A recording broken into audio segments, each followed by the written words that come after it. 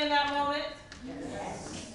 Experienced the trouble, and even though you've gone to a friend and you've gone to a friend of a friend, only Jesus can really help you in the moment, and that you know that there comes a time when you just have to get on your knees and just pray. I must tell Jesus. In the gospel for this morning, we meet a man who heard about Jesus, never saw him, never talked to him, simply heard about Jesus and said to himself, I must go and see this Jesus for myself. He didn't start out to talk to Jesus. He didn't start out to interact with Jesus. He simply wanted to see the man that people had been talking about for a while. And so he decides to be a part of the crowd, but unfortunately his size or his height didn't allow him to see Jesus in the way in which he wanted to see Jesus. Have you ever been at a concert or a theater and you're sitting doing you're just sitting diligently watching the performance and someone gets inspired and sits up? And it's frustrating, isn't it? Because you can't see through them. Sometimes you want to say, I did not know that, your mother was made of glass. Right? Yesterday I was at a play, and it was a play that had a lot of gospel music, so the audience was inspired, and they got up, and I just wanted to see the play, and I kept saying, sit down, sit down, so we all can see. But Zacchaeus didn't stop and let the crowd prevent him from seeing Jesus. He said, okay, I'm not tall enough, and the crowd is not going to give me the space and the opportunity to see, so I'm just going to climb this tree. I'm going to climb the tree because all I want is to see Jesus. That's it.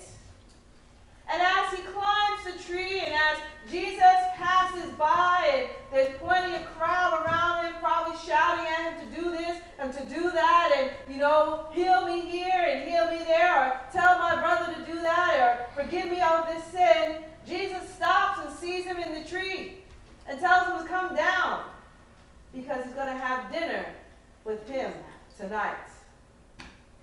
All he wanted to do was to see Jesus. And of course, the crowd grumbled. Now, how many of us want Jesus to have dinner with us? None of us. All of us, right?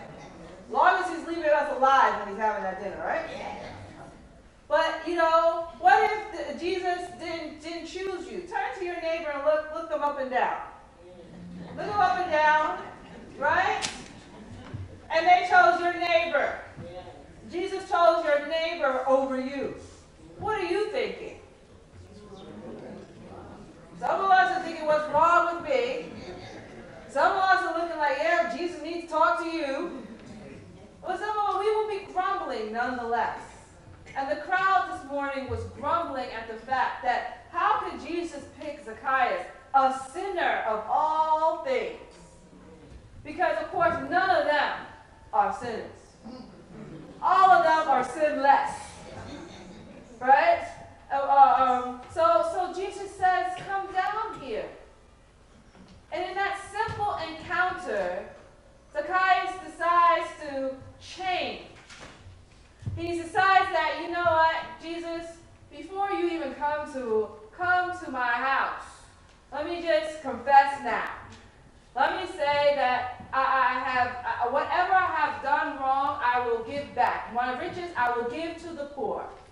Right? And if anybody I've defrauded, I will give back 4 times more. I will change my life simply because Jesus is coming to his house. Now, he started off just wanting to see. He never expected that Jesus would speak to him, let alone say, I'm coming to be at your house. And that simple encounter, that simple desire to want to see Jesus changed his life forever. No more was he going to defraud people. No more was he going to take more than what was owed to him. One little encounter with Jesus changed his life. Is that not amazing? To see how Jesus can change you. Now, I'm sure many of you have let people borrow money, right? $1 here, $20 there. Has anybody ever returned their money 4 times fold with the interest? No. It ain't returned, right? It hasn't even been returned to you. But Zacchaeus' interaction with Jesus is so powerful that not only does he return the money, he returns it with interest. Is that not an amazing thing?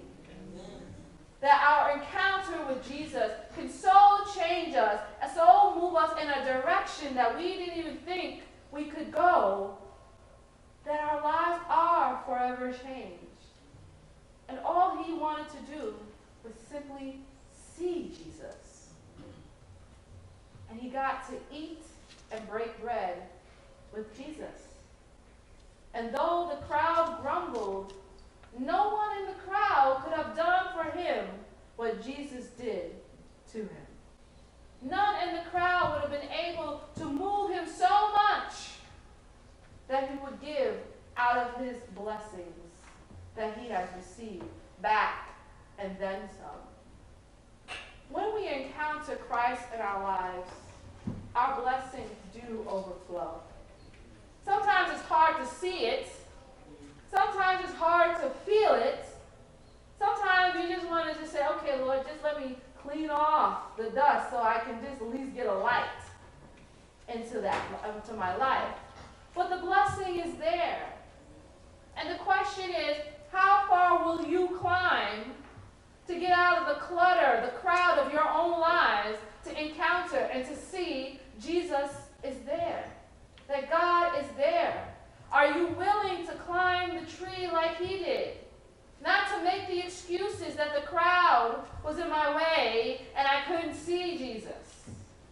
Because we do that well in our lives. We make excuses for why we can't do. We say, oh, we don't have enough time. I always know that there's never enough time in my day, in my week, to get anything that I really, truly want done. But there comes a point where I have to make a decision, right? Either I'm going to set this aside and do it, or I'm not. Because blaming everyone out there doesn't change the situation.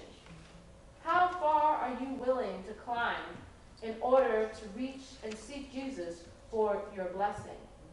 Especially if you know it is only through Jesus, it's only through God that things can change in your life.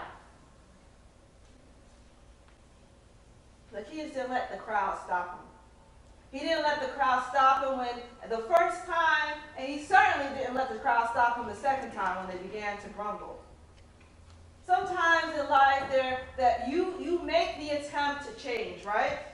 And then there are people around you that are preventing you from changing. They start grumbling. They start saying and looking and examining your lives. And they prevent you from moving forward.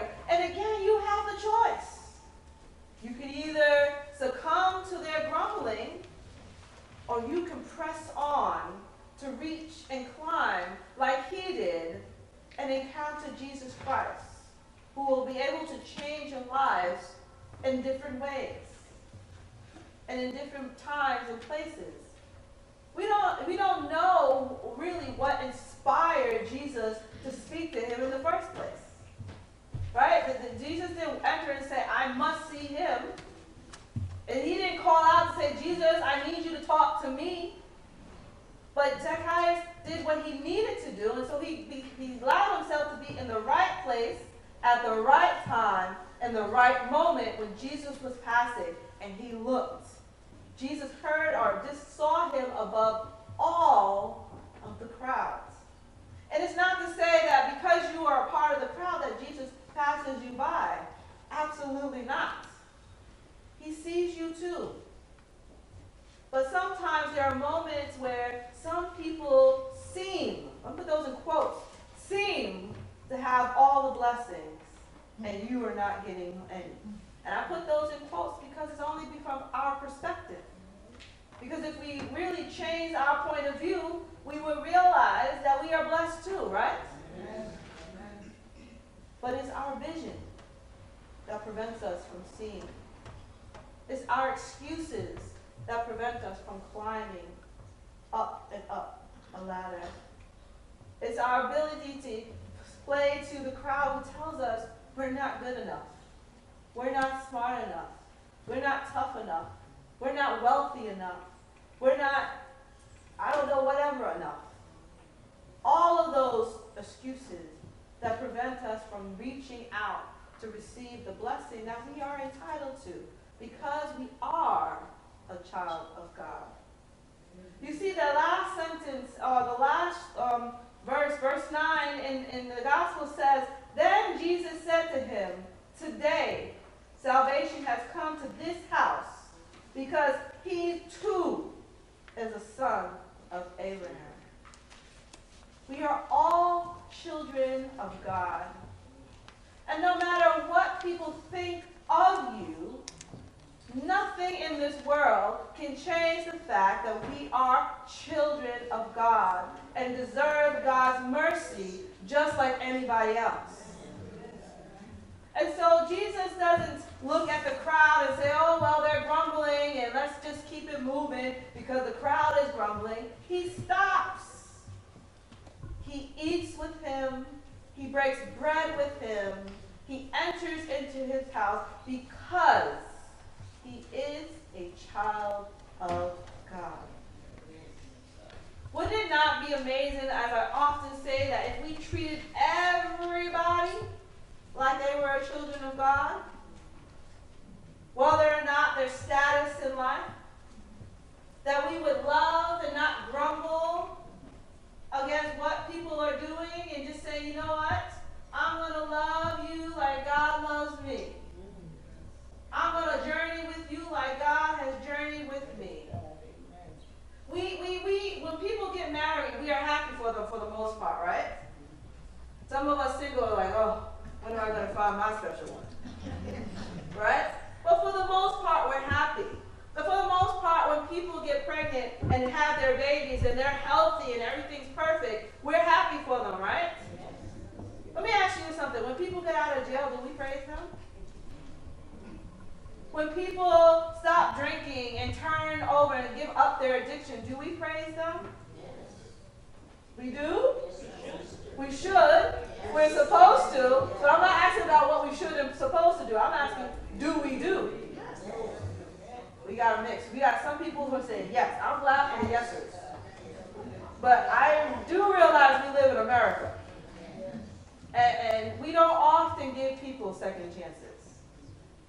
Unless you're the wealthy. And if we dig deep down inside, we don't put them as on a pedestal as we do for those who are celebrating positive things in their lives. But Jesus says they too are a child of God. They too have the opportunity to receive the same blessings that all of us receive. Because none of us are perfect in this world. No matter how much we think we are. We may wear our makeup perfect, ladies. We may put on our clothes perfectly coordinated, not one strand of hair out of place. But that's just the outside. And Jesus is more concerned about what's going on inside. Zacchaeus made sure that Jesus was not going to pass him by without seeing him. And the question is, will we do the same?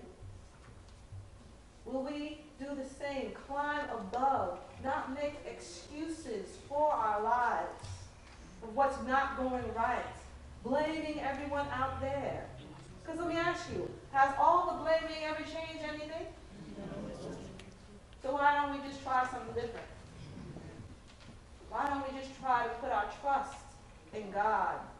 Put our absolute faith in his ability to give us the blessings we so deserve. Why don't we change our mind and our perspective so that we can see our brothers and sisters when they are being blessed in their lives, be happy for them, truly happy for them, not thinking about ourselves, but giving God the glory that something different has happened in their lives. Jesus says this morning, salvation has come to this house because he too is a son of Abraham. Amen. Amen.